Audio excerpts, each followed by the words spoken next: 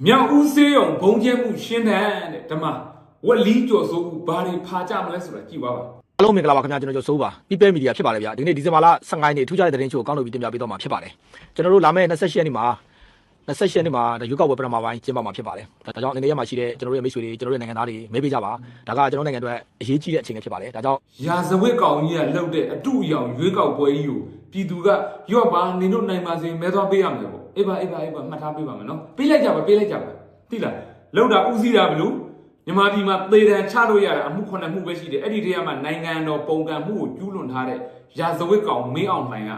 ဥဆောင်ပြီးတော့ပြုတ်လုတဲ့အတုအယောင်ရွေးကောက်ပွဲကိုနိုင်ငံသားတွေပေးကြပါခင်ဗျာတဲ့နော်ပေးတင်လားမပေးတင်ဘူးလားသမင်းစားတဲ့လူတိုင်းကသိပါတယ်နော်ရှင်းလေးပဲစကားအထွေထူပြောနေတယ်မလို့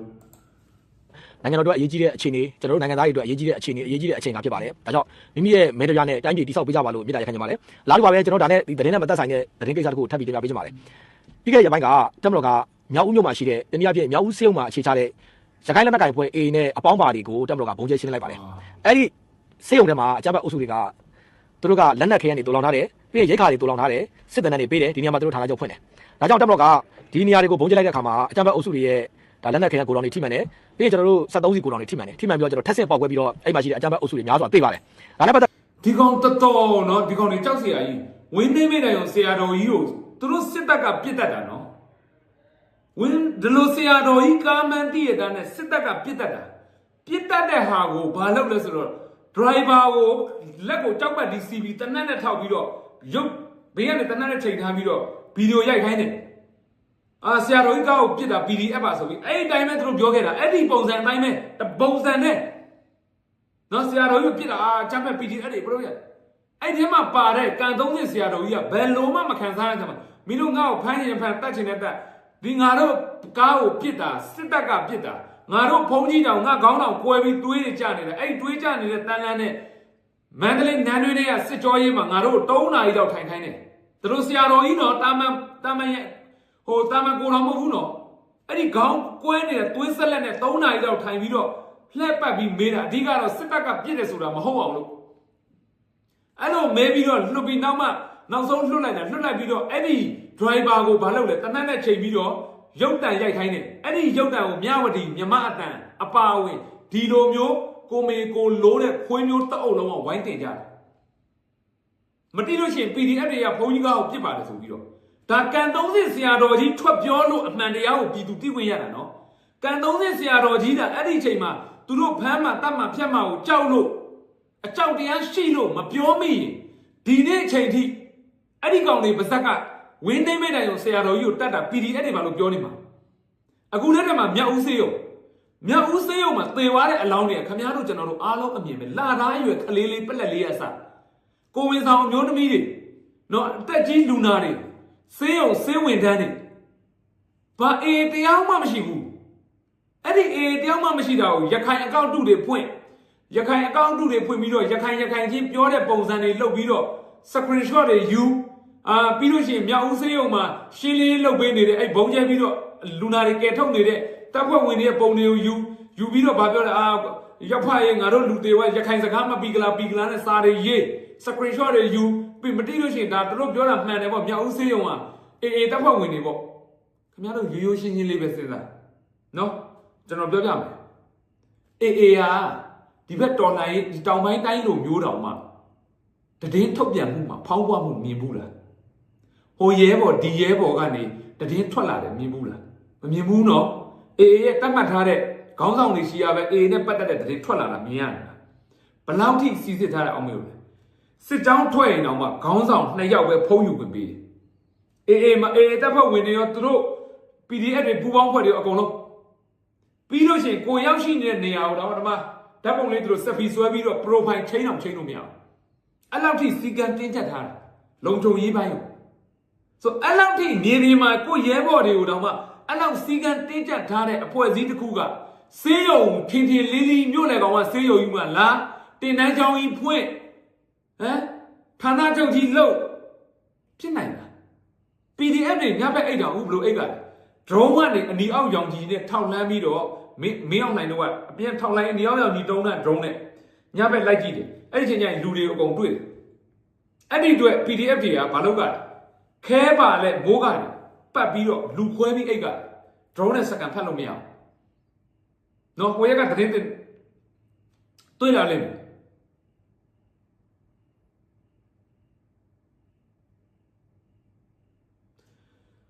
နောက်တစ်ခုကအဲ့ဒီစစ်တပ်ကအခုနောက်ပိုင်းအနီအောက်ရောင်ကြီးတွေတုံးပြီးတော့လူရှာတဲ့အတွက်အဲ့ဒီလိုလူရှာတဲ့နေရာမှာ PDF တွေတတိထားပြီးနေရတယ်စစ်ရေးအတိစစ်ရေးတတိအဲ့လောက်ထားတယ်ဗျာဆိုတော့အဲ့လိုမျိုးထားနေတဲ့တော်လိုင်းအင်အားစုတွေနော်တရင်ထုတ်ပြန်မှုအပိုင်းမှာအစရဲဘော်တွေကစပြောချင်တယ်ပြောခွင့်မရှိလုံးဝစနစ်တကျလှုပ်ထားတဲ့အဖွဲ့အစည်းတစ်ခုကမြို့လေကောင်ဈေးရုံကြီးမှာလာပြီးဌာနချုပ်ကြီးဖွင့်လက်နက်တိုက်ကြီးစောက်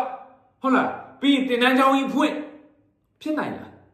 ရိုးရိုးလေးပဲရှင်းစဉ်းစားဖြစ်နိုင်လားဟမ်အဲ့ဒါအဖြစ်ပဲအဲ့တော့ကိုမအေလိုးဘောအရောက်ခံပြီးတော့ဒီလိုခွေးစကားတွေမဟုတ်မမှန်တာကိုပြောတာအဲ့ဒါကြည့်လက်တွေ့ကျွန်တော်ပြတာအဲ့ဒါကြည့်နော်ကျွန်တော်အတိတ်ပဲရှိပဲပြောရတော့သူတို့လိုဗျမ်းမလားကျွန်တော်မပြောဘူးကြည့်ပြီးတော့ကျွန်တော်တို့ပြည်ပမှာရှိတဲ့သတင်းဌာနတွေပြီးရင်ကျွန်တော်အခြားသောသတင်းဌာနတွေကဒါနဲ့ပတ်သက်ပြီးတော့သူတို့ပုံစံမျိုးစုံနဲ့ရေးသားနေတာတွေ့ရပါတယ်ကျွန်တော်တို့ရှေ့ကိုကျွန်တော်ပြန်ကြည့်ကြပါလို့ဗျာကျွန်တော်ရှေ့ကိုနည်းနည်းလေးပြန်သွားကြည့်လိုက်မယ်အားလုံးသိကြတဲ့အတိုင်းကျွန်တော်တို့လာရှုမှာရှိတဲ့ရမခလာရှုမျိုးတိုက်ခံရတယ်လာရှုမျိုးပတ်ပေါင်းဆိုတာတိုက်ခံရတယ်အဲ့ဒီအချိန်တော့ဒီတက်ရဲ့ area ထဲမှာတက်မလာမိသားစုဝင်တွေများစွာရှိတယ်ခလေးငယ်တွေများစွာရှိတယ်အသက်ကြီးရွယ်တွေများစွာရှိတယ်ခင်ဗျားတို့လည်းသိတာပဲအဲ့ဒီမှာခင်ဗျားတို့နောက်ဆုံးထွက်ပေါ်လာတဲ့ပုံတွေခင်ဗျားတို့မျက်လုံးနဲ့နည်းနည်းလေးစဉ်းစားကြည့်လိုက်နည်းနည်းလေးကခေါင်းအုံးနဲ့နည်းနည်းစဉ်းစားကြည့်လိုက်လာရှုမျိုးစေးုံတွေတိုက်ခိုက်ခံရတယ်တက်မလို့စစ်စေးုံတွေတိုက်ခိုက်ခံရတော့အဲ့စစ်စေးုံတွေမှာကျွန်တော်ဒဏ်ရာရတဲ့သူတွေဗျာရှိတယ်ကျမကြီးဝန်ထမ်းတွေရှိတယ်ပြီးရင်ကျွန်တော်တို့ဒီစေးုံထဲမှာတိုက်ပွဲကြောင့်ဒီစေးုံထဲမှာလာရောက်စစ်ရှောင်နေရတဲ့တက်မလာမိသားစုဝင်တွေရှိတယ်ခလေးငယ်တွေရှိတယ်အဲ့ဒီအချိန်တော့ကအကြမ်းဖက်အုပ်စုတွေကဒီစေးုံကိုလက်နက်ကြီးနဲ့တောက်လျှောက်ပစ်ခတ်တဲ့အချိန်မှာဒီစေးုံမှာခလေးငယ်တွေရှိတယ်အသက်ကြီးရွယ်တွေရှိတယ်စေးနဲ့မသက်ဆိုင်တဲ့သူတွေရှိတယ်လို့ဘယ်သူတွေကရေးခဲ့ဘူးလဲတက်မလာမိသားစုဝင်တွေတရားမျှတဖို့ဘယ်သူတွေကအကာအကွယ်ပေးခဲ့လဲဘယ်မီဒီယာတွေဟောအဲ့လိုရေးပေးရမယ်ပေါ့ဟုတ်လားစစ်တိုက်တာလေစစ်တိုက်တာရန်သူနဲ့ရှိတဲ့နေရာကိုသူတို့လာပစ်တာရန်သူမရှိဘဲနဲ့ပြည်သူပဲရှိတဲ့နေရာကိုလာပစ်နေတာမဟုတ်ဘူးလေမင်းတို့စစ်သားမိသားစုတွေကိုလုံခြုံရေးပေးရမှာမင်းတို့အပိုင်းလေဘာနိုင်ငံကိုကာကွယ်မဲ့စစ်တပ်ဆိုကိုမရတော့မှကိုခလေးတော်မှကာကွယ်မနိုင်ကြတော့ဘူးလားအဲ့ဒါကြတော့မင်းတို့ငါတို့အကာအကွယ်ပေးရမယ်ဟာခလေးတွေရှိမပြစ်ပါနဲ့អော်ပေးအောင်ပဲမင်းတို့ပြောတော့နိုင်ငံကိုကာကွယ်မှာဆိုငါတို့ရှိလို့ငါတို့စစ်တပ်ရှိလို့မင်းတို့ခေါင်းပြောင်းအိတ်ကလာဆိုဘလို့နိုင်ငံကိုကာကွယ်မဲ့ကောင်တွေကကိုမိသားစုတော်ကာကွယ်မနိုင်ကြဘူးလားဟမ်ရန်သူရှိလို့လာပစ်တာလေမင်းတို့စစ်သားတွေအားလုံးစစ်သားတွေမရှိဘဲနဲ့အဲ့နေရာမှာအဲ့ဒီစစ်သားမယားတွေခလေးတွေပဲရှိအဲ့ MNDA လာပစ်တဲ့အကြောင်းရှိဘူးလေအဲ့လိုပဲရှိလို့လာပစ်တယ်ဆိုရင်မင်းပြောသလိုအပြစ်ပြောအခုကတိုက်ပွဲဖြစ်နေတဲ့တိုက်ပွဲ area ထဲမှာလေမင်းတို့ဘေးလွတ်ရအောင်ခေါ်ထုတ်လေဒီကိုသားမယားတော့မကာဝယ်နိုင်မဲနဲ့တိုင်းပြည်ကိုကာဝယ်မယ်ဆိုပြီးတဲ့အခုမှငိုပြနေတာအဲ့ဒါကိုငါတို့ကမင်းတို့ဟာဒီမှာဒီဌာနချုပ်ထဲမှာဌာနချုပ်ကိုလာသိမ်းပါတယ်ဆိုမှဌာနချုပ်မှာလည်းမလို့မင်းတို့သားမယားတွေရှိလို့ထိုင်ဆောက်ပေးရပါတော့ကွာဟောဒုက္ခပဲအခုရခိုင်တက်တော်နဲ့ပါဆိုင်တယ်ရခိုင်မှာညဦးကိုပြစ်တာကညဦးစေးုံထဲမှာဘယ်အေတယောက်မှမသိဘူးလေအေတယောက်မှမရှိတဲ့ဟာကြီးကိုစေးုံကြီးလေဌာနချုပ်မဟုတ်ဘူးဘလို့လာနိုင်ရှင်တယ်မတူတဲ့ဟာတစ်ခုကိုဟာဒုက္ခပဲဒီကောင်လေးဒီကအကာအကွယ်ပေးခဲ့ဘူးတည်းတက်မလာမိသားစုဝင်တွေလက်ရှိကျွန်တော်2021နောက်ပိုင်းမှာအနေနဲ့ရမှာတက်မလာမိသားစုဝင်တွေရှိတယ်ကိုကြိုက်တဲ့ရာကိုရွေးတာပဲဗျာခုမှကျွန်တော်ဒီလမ်းကြိုက်တယ်ကျွန်တော်ရွေးတယ်ဗျာအဲ့လိုပဲတက်မလာမိသားစုဝင်တွေများစွာရှိတယ်ဒါကသူကစစ်ကောင်စီနဲ့ပတ်သက်လို့ဆိုပြီးတော့ခင်ဗျာတတ်လိုက်ကြတယ်တေသွားခဲ့တဲ့တက်မလာမိသားစုဝင်အဝင်တွေအများကြီးပဲဗျာအဖေမေတွေအများကြီးပဲဟုတ်လားအဲ့တတ်လို့ရတယ်စစ်ကောင်စီနဲ့ပတ်သက်ရင်တတ်လို့ရတယ်မဟုတ်ကျော်စိုးတကယ်ပြောရနော်မင်းတို့အဲ့လိုရန်သူနဲ့အတူနေလို့တောက်တဲ့ချင်းလေးတဲ့စကားကိုမင်းတို့ကခဏခဏပြောတယ်နော်ငါတို့ဘက်ကအဲ့လိုပြုတ်ကျင်လို့ရတာခွေးမျိုးကမ်းသွားလိမ့်မယ်မင်းအောက်ကမဆိုင်တဲ့စစ်သားမယားတွေဝန်ထမ်းတွေကိုအန်ဒီရရှိအောင်မင်းမလုံးနဲ့မင်းမထိုးကျွေးနဲ့မင်းအခုပြောနေတဲ့ဟာကတစ်ဖက်ကိုတိုက်တာမဟုတ်ဘူးမင်းစစ်သားမယားတွေစစ်သားကလေးတွေတနေ့မြို့ထဲရွာထဲမှာဈေးထွက်ဝဲနေကြတာအကောင်မသားပေါ်ကုန်လိမ့်မယ်မင်းပြောသလိုပြန်လုပ်မယ်ဆိုရင်ဘာဖြစ်ကုန်လဲဒီကလူတွေဟမ်တိုက်ပွဲကြားထဲမှာဖြစ်နေတာတော့ရှိတဲ့လူထိမှာပဲလေအခုမြောက်ဦးမှာဘုံကျတာဘာတိုက်ပွဲမှမဆိုင်ဘူးလေစေးရုံကြီးလေကွာလူတွေစေးကူနေနေရလေဘာအေးမှလည်းမရှိဘူးလေအမှငိုးနေတဲ့မိသားစုဝင်တွေကြည့်လေအကောင်လုံးကသူတို့သားသမီးမိသားစုတွေလေဒီကောင်တော့တကယ်တော့ဒီကောင်ကစစ်သားမယားတွေကိုထိုးကျွေးနေတာနော်တကယ်အကောင်ပြောတာဒီကောင်ကောင်းလာကောင်မဟုတ်ဘူးထိုးကျွေးနေတာအခုကြည့် စစ်သားတယောက်ဖြစ်လို့နောက်ကနေသေပေးလိုက်ရတဲ့စစ်သားကိုစစ်သားမိသားစုတွေအများကြီးပဲသေပေးလိုက်ရတယ် သေနေတော့နဲနေတဲ့သေပေါ့သေချင်းသုံးနဲ့သေရနဲနေတဲ့တိုက်ပွဲဖြစ်နေပါလေဆိုမှအဲ့ဒီတိုက်ပွဲထဲမှာနေလို့ရှင်သေမှာပဲငါလည်းတိုက်ပွဲထဲမှာသွားနေငါသေမှာပဲအဲ့တိုက်ပွဲထဲမှာမသေခံချင်းတိုက်ပွဲနဲ့ဝေးတဲ့နေရာမှာနေရှင်းလေးမင်းတို့ဌာနချုပ်တွေကိုဝင်သိမ်းတဲ့ချိန်မှာဘာမှဟိုဒီဒေသမှာစစ်အငွေ့အရောင်မပြဘဲနဲ့ဘက်ကလေးကိုလာပြီးတိမ့်လိုက်တာမဟုတ်ဘူးဌာနချုပ်တိမ့်ဖို့အတွက်အေးမှာအေးကဌာနချုပ်ကိုတိမ့်တဲ့အချိန်မှာမင်းတို့ဘာပြောခဲ့ပြစ်ကူစစ်ကူပေးထားတယ်ဆိုပြီးတော့မင်းတို့ပြောခဲ့တယ်တကယ်မင်းတို့ပေးထားတာမင်းတို့ဗီဒီယိုဖိုင်တွေတင်ပြီးတော့နောက်နေ့ကြာတက်ကြကြီးကိုလည်းအမှရိုက်ပြတယ်ဒါမှကျွန်တော်တို့ထမင်းငတ်နေတာ3လလောက်ရှိပြီကျွန်တော်တို့ဘလူးမှလည်းလာမကြည့်ဘူးဘလူးမှလာမကယ်ဘူးဟောအဲ့လိုဟာမျိုးသိမှာပေါ့ဟိုကမင်းရန်သူစခန်းလေမင်းတို့ရန်သူစခန်းကိုတွားသိမ်းလို့ရှိရင်အဲ့ဒီရန်သူစခန်းထဲမှာခလေးရှိတယ်မရရှိတယ်မင်းတို့လှုပ်လာသူများမမေးနဲ့ကိုယ့်ကိုအရင်မေးမင်းတို့တွေတိုင်းခဲ့တဲ့ရန်သူစခန်းနှစ်ပေါင်း60အတွင်းမှာဘယ်ရန်သူစခန်းမှာခလေးတွေရှိလို့လက်နက်ကြီးနဲ့မထုဘဲနဲ့ဒီရန်သူစခန်းတော့မလုပ်ပါနဲ့လို့မင်းတို့ဘက်ကနေဘူးလားဝစ်လေတာဟလားတိလားမပူနဲ့အခုမှမင်းတို့အလှက်လာမှာမဲမင်းတို့နဲ့နေခဲ့ဘူးလားခစ်ဆက်မနေခဲ့ဘူးနော်ဟုတ်တယ်မလားအေးအဲ့ဒီဒုက္ခကိုပြည်သူတွေကအရင်ခံစားခဲ့ရတာအခုမှမင်းတို့ကထိတုံပဲရှိသေးတယ်မပူနဲ့အဲ့ဒါဝစ်လေတယ်ခေါ်တယ်နော်ကိုအလှက်ကြတော့လှုပ်ချင်တယ်လှုပ်ပြီးတော့ကိုခန်းတဲ့အလှက်ကြတော့နာတတ်တယ်ဟုတ်လားအခုအေးကိုတွားဆော်တယ်အေးအခုပြန်ဆော်တာမတာဂရင်တရားစဲရုံမှာဂရင်ပိုသေးလားတွားကြည့်မင်းတို့အတီးဆုံးဒါပေမဲ့မင်းတို့တန်မထွက်ရဲဘူးမထွက်နိုင်ရတိတ်နေနော်အားရမကသေးဘူးသူတို့နေရင်မိချိုဖြက်စီးခံတယ်သူတို့ပိုင်ဆိုင်မှုတွေကိုလူယူသွားတယ်ဖြက်စီးသွားတယ်ဟုတ်တယ်ရွာတွေမိချိုကန်ထိတယ်အဲ့ဒါလေ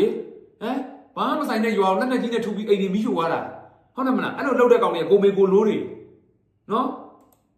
တောက်မကမိသားစုဝင်နေရဲတပ်ဖွဲ့ဝင်နေမိသားစုဝင်နေရဲတွေအဲ့ဒီလူအိမ်မပြန်နိုင်သေးဘူးခင်ဗျာအခုလိုက်ကြည့်လိုက်စကိုင်းမကွေးဒေသဒါချိုလို့ဒေသမှာရှိတယ်ဗျအဲ့လူတွေရဲ့တရားမျှတမှုနဲ့ပတ်သက်ပြီးတော့ခင်ဗျားတို့ဘယ်မီဒီယာရေးပေးလဲဗျငါဒါကခင်ဗျာဒါကစစ်ဘက်နဲ့မဆိုင်ပါဘူးဒါကလူကွင်းနဲ့မသက်ဆိုင်ပါဘူးဘယ်သူကအော်ပေးခဲ့လဲဒါစစ်တပ်နဲ့မဆိုင်ဘူးလူကွင်းနဲ့ဆိုင်နေဆိုရင်အဲ့ဒီစစ်တပ်စခန်းထဲမှာသွားမနေနဲ့လေတိုက်ပွဲဖြစ်နေတဲ့ area ထဲမှာသွားမနေနဲ့လေငါတို့ပြည်သူကအရင်ခံရတာဟလားငါတို့ပြောဖို့ထားအောင်ဘလို့ပြောင်းပြန်ပြောနေတာလေမင်းတို့တွေလောက်ခဲ့ကြတာတနိုင်ငံလုံးအဲ့တိုင်းလောက်ခဲ့ကြတာလေဟာဟုတ်ခင်ဗျားတို့ဒီမိသားစုဒလန်တို့ရဲအဆက်တက်ဖြတ်တာခင်ဗျားတို့လက်ကုပ်တီးပေးခဲ့ကြတာပဲခင်ဗျားတို့အကြမ်းဖက်အုပ်စုတွေဒီတော့ဟုတ်မိသားစုတွေအဲ့လိုဒလန်တို့ရဲအဆက်တက်ဖြတ်လို့ရလားရတယ်ဆိုအခုတနေ့ဈေးသွားဝယ်နေတဲ့စစ်သားမယားတွေရှိတယ်နော်ရဲမယားတွေရှိတယ်ကျောင်းတက်နေတဲ့စစ်သားသားသမီးတွေရဲသားသမီးတွေရှိတယ်နော်အဲ့တော့အခုမင်းပြောတဲ့ဗီဒီယိုဖိုင်ကိုကြည့်ပြီးတော့ UG တယောက်ကစိတ်မထိန်နိုင်လို့မင်းတို့တို့ပြောရင်ငါတို့လှုပ်ပြတယ်ကွာဆိုလှုပ်လိုက်အလက်ကားတဲ့ခန်းမှာစစ်သားမယားကျော်စိုးဦးမင်းအောက်ကမဆိုင်တဲ့စစ်သားမယားတွေကိုမင်းထိုးမကျွေးနဲ့မင်းမိသားစုမဟုတ်တိုင်းမင်းထိုးမကျွေးနဲ့မင်းအခုကထိုးကျွေးနေတာထိုးကျွေးပြီးတော့ဒီဘက်ကရာဇဝတ်မှုလောက်အောင်လို့မင်းတို့ထိုးကျွေးနေတာဒီကသွားတတ်လို့ရှိရင်မင်းတို့အဲ့ဒါကို record ယူပြီးတော့မင်းတို့ငိုပြမှာမင်းတို့ထိုးကျွေးတာမင်းကြံဒါအကုန်ပဲလားဘလောက်ကြောက်ဖို့ကောင်းလဲစဉ်းစားကြည့်ခင်ဗျားတို့စစ်တပ်ထောက်ခံတဲ့လူတွေကြည့်ခင်ဗျားတို့ထိုးကျွေးနေတာကြည့်ဟိုလာမိသားစုဝင်တွေရဲတပ်ဖွဲ့မိသားစုဝင်တွေနိုင်ငံဝန်သားတွေဝန်ထမ်းတွေမိသားစုဝင်တွေအဖြတ်ခံရတယ်ဘသူကဒါကမတရားပါဘူးဒါကဆေးနဲ့မသက်ဆိုင်ဘူးဒါကလူ့ကိုယ်နဲ့မဆိုင်လူ့ကိုယ်နဲ့မသက်လူ့ကိုယ်နဲ့အကာအကွယ်ပေးတယ်ဘသူတွေများခင်ဗျာဘဲမီဒီယာရရေးခဲ့လေငါရေးမယ်ဒါပေမဲ့တစ်ခုလောက်တော့ပြမင်းတို့စစ်ခွေးတွေမရှိဘဲနဲ့နော်စစ်သားသားမယားတွေပဲမဆိုင်နဲ့ပေါ့ကွာပြည်သူတို့ပြောရမှာပေါ့ဟုတ်တယ်နော်စစ်ခွေးတွေမရှိဘဲနဲ့စစ်သားသားမယားတွေပဲနေထိုင်နေတဲ့နေရာဒေသအဆောက်အအုံကိုဘယ်အဖွဲ့အစည်းကဝင်ရောက်ပစ်ခတ်တပ်ဖြတ်မီးရှို့ဘုံကျဲလုပ်တယ်လုပ်လို့ရှိရင်ပြောငါတို့အောက်ပေးမယ်ရှိလားတခုတော့ပဲပြအများကြီးမပြနဲ့တခုတော့ပဲပြဒါပေမဲ့ငါတို့ဘက်ကမင်းတို့လှုပ်ထားတာတွေအများကြီးပြနိုင်တယ်နော်ထောင်ရှင်ရှိတယ်တက်တယ်ဘာ PDF မှမရှိဘာတိုက်ပွဲမဖြစ်ဘဲနဲ့ရွာထဲဝင်လက်နက်ကြီးနဲ့ထုတရွာလုံးအိမ်တွေဖောက်ပစ္စည်းတွေယူမီးရှို့တွေးတဲ့အတက်ကြီးရွယ်မပြေးနိုင်တဲ့အတက်ကြီးရွယ်တွေလက်လီနော်အပြိုတွေးအပြိုမထိန်တက်ကျင့်အသက်40ကျော်အရွယ်ခလေးမေရစမထိန်တက်ကျင့်ငါတို့ဘက်မှာတက်တည်ရှိတယ်ငါခုနကမင်းတို့ဘက်မှာအဲ့ဒါရှိတခုတော့ပဲပြအများကြီးမပြနဲ့ဟာဒီစကန်တွေကနေတကယ်တကယ်ပြစ်နေတော့ဟိုကစော်မှာပေါ့မင်းတို့ပြစ်နေတာလေမင်းတို့ဟိုကပြန်မပြစ်မင်းတို့ပြစ်တာဟာဟိုထိဟိုကသိမှာလေအဲ့တော့မင်းတို့ကတနတ်ပိတ်ပြီးနေနေတာဟိုကလာပြစ်တာမဟုတ်ဘူးမတူတဲ့အောင်မနှိုင်းရှင်နေလေကွာမင်းလူမဟုတ်ဘူးလားမင်းမေကလူလားနွားလားခွေးလား တလိမ့်ဆန်လား အကုန်လုံးနှုတ်ပိတ်နေဘာသာမှမထွက်ကြအောင်အကုန်လုံး ကြော်စိုးဦးမေကလေဘလောက်တော့ဖင်သရမ်းပြီးတော့စောက်ကမင်းတော်ထပြီးတော့ဘလို့အကုတို့နဲ့ဒီလိုကောင်မျိုးတတိတယ်လည်းမသိဟုတ်ပြောလားဒီလောက်အကုတို့များတဲ့တိုင်းပြည်ကိုဒုက္ခပေးတဲ့ကောင်မျိုးမွေးထုတ်လာတဲ့ဒီဖာရမဖင်ဟာဘလောက်အကုတို့ကြီးရဲဆိုတာကြည့်ရကြည့်အကောင်ပြောတာဒီလိုကောင်မျိုးတကယ်တိုင်းပြည်အတွက်ဟိုအကုတို့စစ်စစ်နိုင်စီစံတော့မရှိဘူးဗျာတကယ်ဒီနိုင်ငံအတွက်ကတော့နော် နေရဆော့ခွာသူတို့ရဲ့ပိုင်ဆိုင်မှုတွေအကုန်ထားခဲ့ရတယ်တက်မသားမိသားစုဝင်တွေရဲတပ်ဖွဲ့ဝင်တွေမိသားစုဝင်တွေ ဟုတ်ပိုင်ဆိုင်မှုထားခဲ့ရဆိုတော့မင်းတို့စစ်ပွဲတွေမှာကိုပိုင်အိမ်ရှိလို့လားဟမ်ကိုပိုင်အိမ်မရှိလို့အိမ်တလုံးနဲ့တန်ဖို့နားမလဲလို့သူများနေတဲ့အိမ်တွေမိလိုက်ရှို့နေတာလေထားပြခဲ့ရတယ်ဆိုတော့မင်းတို့စစ်ပွဲတွေမှာဘာတပြားရှိလဲကျွန်းဆုပ်တဲ့တရက်စီကပြောင်ရောင်နေတယ်မင်းတို့စစ်ပွဲတွေရောက်ကြည့်အောင်ဘာတွေထားပြခဲ့တယ်ပြောရလဲမင်းတို့စစ်တပ်ကမီးရှို့လို့ကုန်သွားတဲ့အိမ်စည်ရင်းကိုမင်းပြန်ကောက်ကြည့်2021အာဏာသိမ်းတဲ့ကဒီနေ့အထိစစ်တပ်စစ်ကြောင်းထိုးလို့မီးရှို့ကန်ထိတဲ့အိမ်အလုံးရေပေါင်းဘယ်နှတောင်းရှိပြီလဲအကုန်ရှိတဲ့စည်ရင်းနေနော်ဒီလားတခိုးကလူမဟင်းနဲ့ အဲ့မှာဘိုးနိုင်ငံဝန်ထမ်းတွေမိသားစုဝင်တွေဒီနေ့မှာခင်ဗျားတို့ပြောမှာပဲသူကကောင်းတယ်မကောင်းဒါခင်ဗျားတို့လူ့ဘယ်စီမှာတော့ကောင်းတာဆိုတာရှိတယ်ဒါကိုစနစ်ကပဲစနစ်ကပဲထည့်ရတာပဲခင်ဗျာမိသားစုတစ်ခုတည်းမှာတော့ပါဗျာခင်ဗျားလည်းမိဘဒုက္ခပဲတာပြီးပါတာပဲဗျပါတာပဲခင်ဗျားတို့ဒါမကောင်းတဲ့သူတွေတူလို့ကောင်းတဲ့သူအများကြီးပဲခင်ဗျာတိုင်းပြည်တို့ခင်ဗျာအသက်တွေပေးဆက်သွားတယ်တပုတ်ကြီးဗျလူ့ဘယ်စီမှာတော့မရှိမှုရှိတယ်ဒါကျွန်တော်လက်ခံသို့တော်လည်းပဲကျွန်တော်တို့ဒီရမခကြီးတိုက်ခိုက်ခံစဉ်ကလာကအဲ့မှာခင်ဗျာနောက်ဆုံးစကန်ကြကန်ကြီးမှာမအေးကသားသမီးကိုပွေ့ပြီးသားကောမအေးကိုပြေးသွားတဲ့ဓာတ်ပုံတွေကျွန်တော်မျိုးလုံးနေမှာမဟုတ်ဘူးကရင်ပြည်နယ်မှာလေတောင်ရလုံနေနေလေလင်ကိုတတ်တယ်မယားကိုမရင်းချင်းတယ်သမီးကိုမရင်းချင်းတယ်လင်ကိုမတတ်ခင်အဲ့မယားနဲ့သမီးကိုလင်ရှင်းမှာမရင်းချင်းပြတယ်ထိုနည်းတူပဲဟုတ်ကချင်းရှမ်းပိုးဘက်မှာအဲ့လိုပဲနော်မေရှင်းမှာကျိုးတုတ်တယ်သမီးပြိုလေးကိုမရင်းတက်ကျင်တယ်ပြီးတတ်တယ်အဲ့ဒီမြင်ကွင်းတွေရောငါတို့မျက်စိနဲ့မထွက်ဘူးဟုတ်လားမင်းလည်းမင်းမျက်စိနဲ့မထွက်တယ်ငါတို့မျက်စိနဲ့မထွက်တာထိုင်ပြောမယ်ဆိုရင်တထောင်တညပုံမြင်လို့ပဲအကြောင်းအရာပြောလို့မကုန်ဘူးသိလားအဲ့အခုကျမှအလှက်လာမှာမပူနဲ့ဒီဒေါ်လာရဲ့အပီးမှာအဲ့လက်စိုးမှာနော်တီးတဲ့တရားရုံးဆောက်မင်းတို့အပါအဝင်မင်းတို့အမိတ်လင်တွေပေါ့အကောင်လုံးလက်ကျင်းတွေနဲ့တန်းစီပြီးတော့အထူးတရားရုံးကနေတေးတန်းနေလာမှာမပူနဲ့သိလားအဲ့ဒီဘက်ဘယ်သူတွေများအကာအကွယ်ပေးခဲ့လဲဘယ်မီဒီယာတွေရှိခဲ့တယ်လဲဒါကျွန်တော်ကအခုချိန်စားပြီးကျွန်တော်မကျင်တဲ့လို့ပြောတာမဟုတ်တကယ်ဖြစ်ခဲ့တဲ့ဟာကိုပြောတာဗျတကယ်ဖြစ်အခုချိန်စားလို့မရတာမဆိုင်ဘူးလေဟိုကတိုက်ပွဲဖြစ်နေတဲ့ဌာနချုပ်ကြီးဒါကမြို့လေကောင်ကဆေးရုံကြီးဘာမှမဆိုင်တဲ့ဟာကိုလိုက်ကပ်ပြီးတော့အတင်းတွဲမနေနဲ့ဘာမှမဆိုင်ဘူးနော်ဟိုကတိုက်ပွဲဖြစ်နေတဲ့စစ်ဌာနချုပ်ကိုတစ်ဖက်ကရန်သူကလာပိမ့်ပါပဲမင်းတို့လည်းအဲ့လိုလိုက်သိမ်းနေတာမဟုတ်ဘူးလားဘာထူးဆန်းလဲတာမင်းတို့အဲ့ဒီကလေးတွေအဲ့ဒီမယားတွေကိုဘေးရန်ကင်းချင်းစစ်ဌာနချုပ်ကိုထိုးစစ်စဆင်ဖို့အရေးအောင်မြင်နေမင်းတို့တပ်မတော်သားမိသားစုတွေကိုမင်းတို့ဘေးလွတ်ရာရွှေ့ပြောင်းဆိုပြီးမင်းလုပ်ရမယ်လေ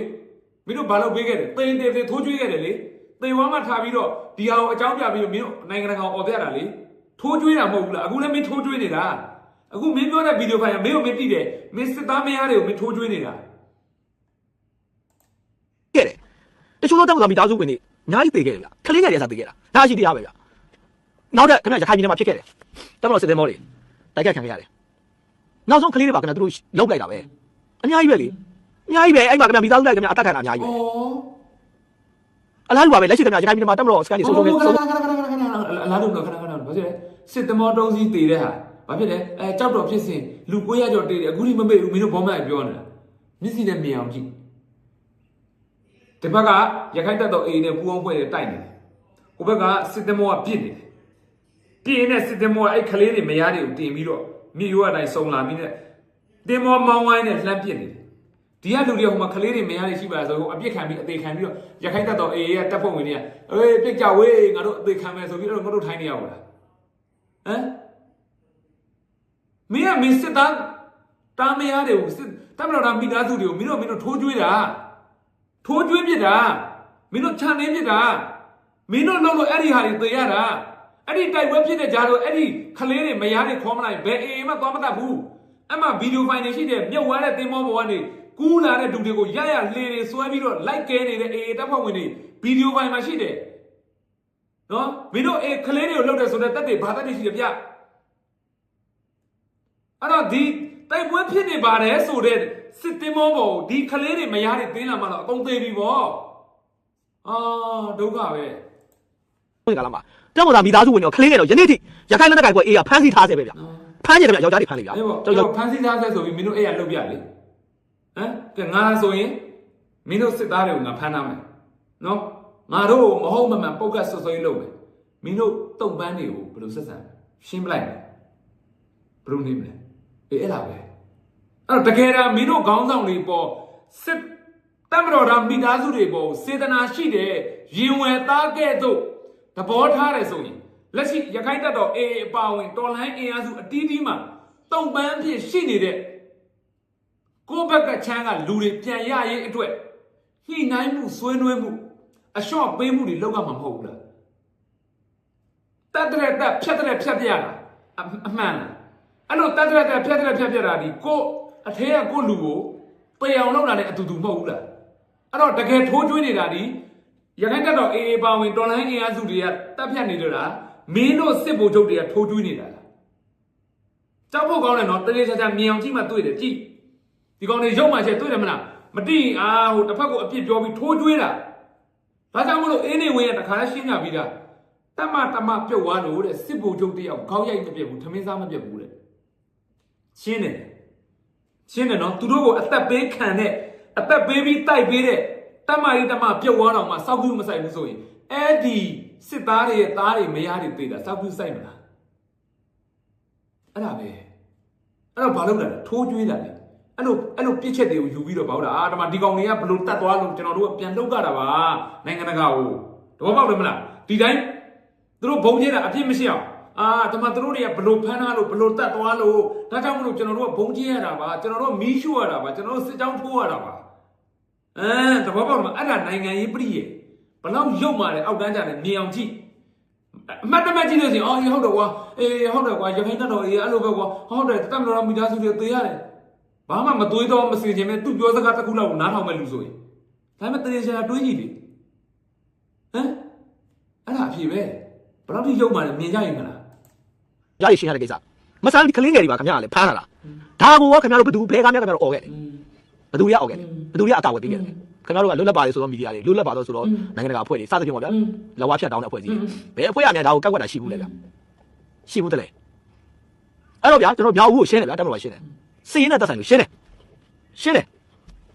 ်ဒါအရှိတရားပဲထက်ရှင်းအောင်ပါပဲဗျာရှင်းထက်ရှင်းအောင်ပါခင်ဗျားတို့စဉ်းစားကြည့်ရှင်းတာအခုလည်းရှင်းတာမဟုတ်လားထက်ရှင်းအောင်အခုလည်းရှင်းနေတာပဲရှင်းပါမင်းတို့မရှင်းတဲ့လို့တားလို့မရရှင်းကိုလက်ကြရင်တော့ခံနိုင်ရှိအောင်ကြိုးစားတာဘီလာရုတ်နဲ့ရုရှားမှာမင်းအောင်နိုင်ကမြေယာဝယ်ထားတယ်ဆိုတိုင်းမင်းတို့ခေါ်မှမထင်နဲ့နော်ဟ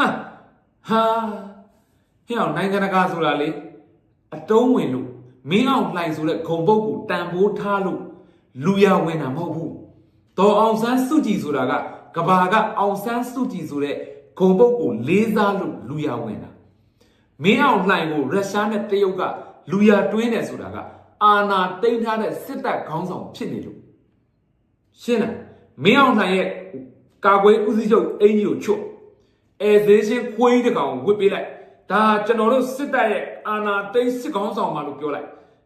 ရုရှားနဲ့တရုတ်ကသူတို့ရဲ့နိုင်ငံတော်ပွဲအခမ်းအနားတွေမှာအဲ့ဒီအဲဇေးချင်းခွေးကြီးကိုဖိတ်လိုက်တယ်အဲ့ဒါအဖြစ်အဲ့ဒီစကားကိုမှားတယ်ဆိုလာခဲ့နော်အဲ့တော့ရှင်းနေတယ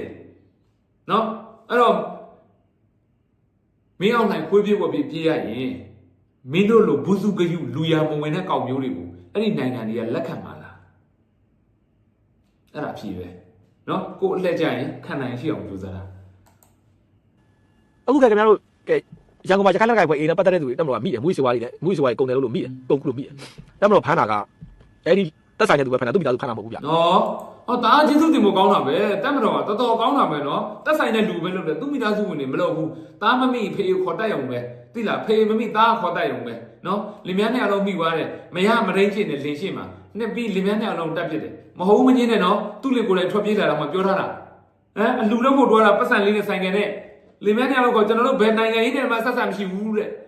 အလူတွားလောက်တာတဲ့ဟိုဘက်ရွာကိုတဲ့ဖမ်းတယ်တယောက်တစ်ခန်းချုပ်တယ်သူ့အချင်းမှနေတယောက်ပြီးတယောက်ဝင်ဝိုင်းမရလို့လူမရင်းကျင်တယ်ပြီးတော့အဲ့မရအောင်တက်ပစ်လိုက်တယ်သူ့ကိုတက်ခံပြီးမှမိုးလင်းခံပြီးအဆောက်ကြတဲ့ကောင်အိမ်ငိုက်မူပြီးအိမ်ငိုက်နေတဲ့အချိန်မှာရအောင်ယုံပြီးထွက်ပြေးလာလို့မျက်နှာသဘောလောက်ဖြစ်နေတယ်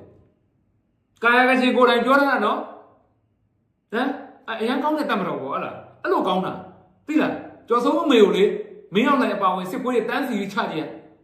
ကျော်ဆုံးတအားကြိုက်မှာဟမ်တကယ်ပြောတာကျော်ဆုံးမရအောင်လေအခုမင်းအောင်နိုင်အပါဝင်အဲ့စစ်ပွဲတွေတကောင်မင်းကောင်တန်းစီပြီးတော့ဟမ်ချကြည့်ဟာကျော်ဆုံးတအားပြောမှာသူမရစစ်ပွဲတွေချလို့ဆိုပြီးတော့အကောင်းပြောတာကြည့်လိုက်အခုလက်ရှိကမြပြေုံးလေမှာခင်ဗျမြိုင်ဘက်ကနေပြီးတော့စစ်ဆောင်ပြီးတော့အဲ့ဒီမှာခင်ဗျအမပွဲသားလုပ်နေကောင်တဘုံကြီးမန္တလေးမှာမြေပွဲသားလုပ်နေတဘုံကြီးဟိုဘက်ကစင်ကူမရီယာတပိတ်ဟိုဘက်ကနေပြီးတော့အန်ယူဂျီထောက်ခံတဲ့အုပ်စုအများကြီးပဲပုံစံမျိုးစုံနဲ့ရှင်းနေကြတာခင်ဗျမြေနိုင်အကုန်မိတာပေါ့မြေနိုင်လို့ရရန်ကုန်မှာလည်းရှိတယ်အဲ့ဖွေဘာလဲလမ်းမို့လဲဟုတ်လားမြေလှန်ဘာလဲလမ်းမို့လဲပေါက်ပြားလမ်းမို့လို့လားဟုတ်လားအဲ့တော့မြေလှန်ရင်ဘာဖြစ်အကုန်ပြီးရောလားဟာဒီကောင်တွေကပွဲစားတွေလုပ်ပြီးမြေကြီးတဲ့နေကြတာဟိုခက်တာပဲလို့ရတယ်ရှိတယ်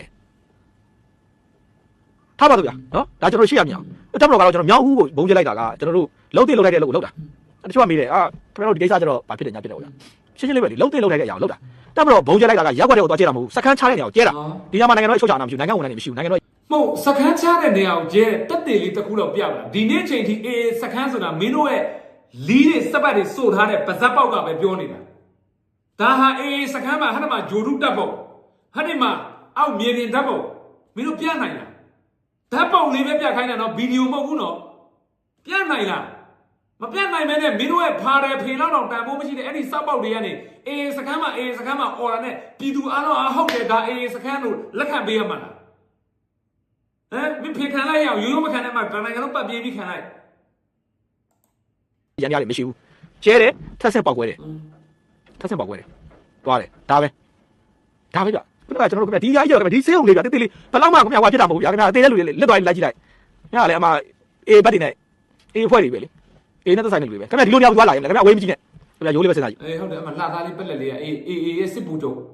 ဟုတ်လားအဲ့လိုလားလှသားလေးပါတယ်ပြီးအတက်ကြီးအလူနာတွေအဲ့ဒါအေးပဲလား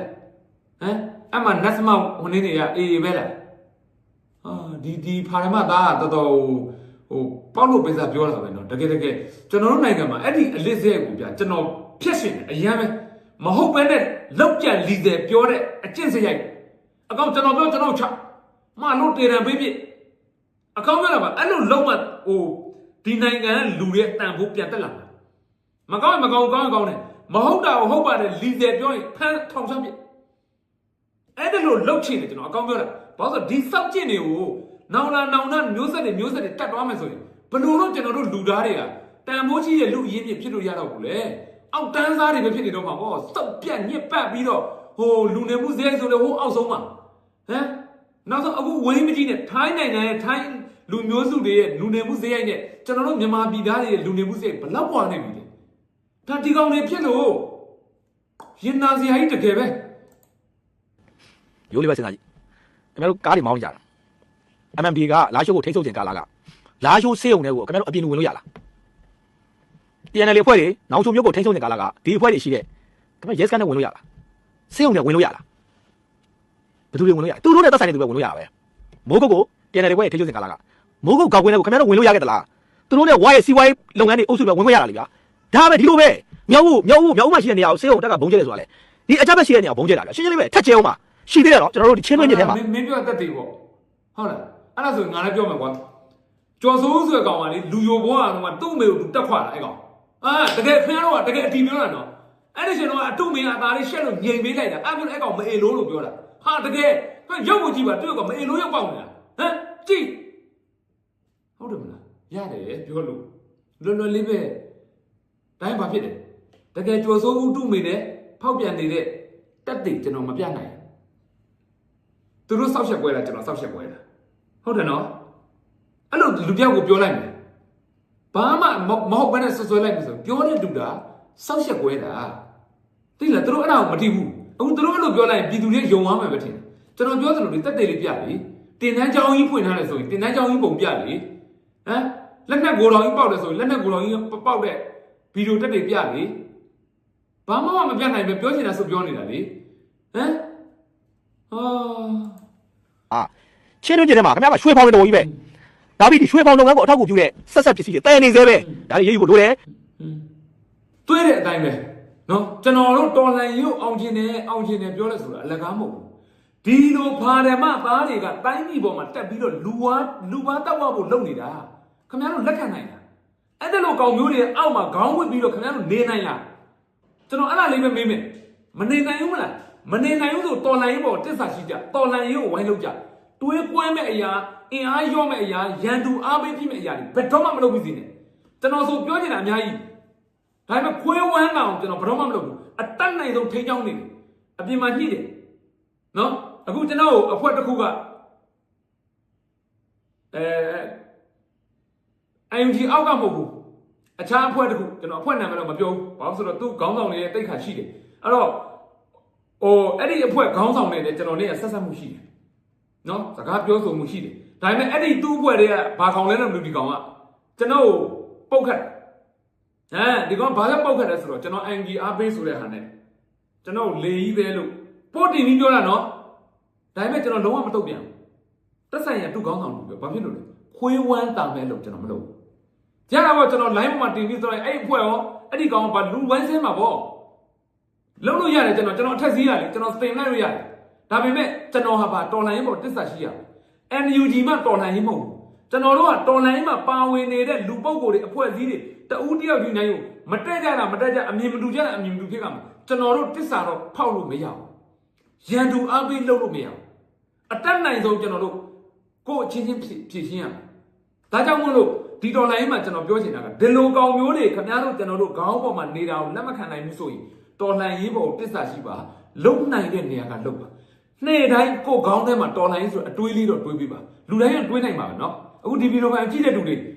တနေ့ကိုတစ်ခါတော့ကိုယ်နိုင်ငံရေးအခြေအနေနဲ့ပတ်သက်တဲ့တော်လှန်ရေးအတွေးလေးတော့တွေးနိုင်ကြတယ်မလားအဲ့ဒါလေးပဲတွေးပြီးဘာမှမလုပ်နိုင်ဘူးကျင်တတ်ပြီ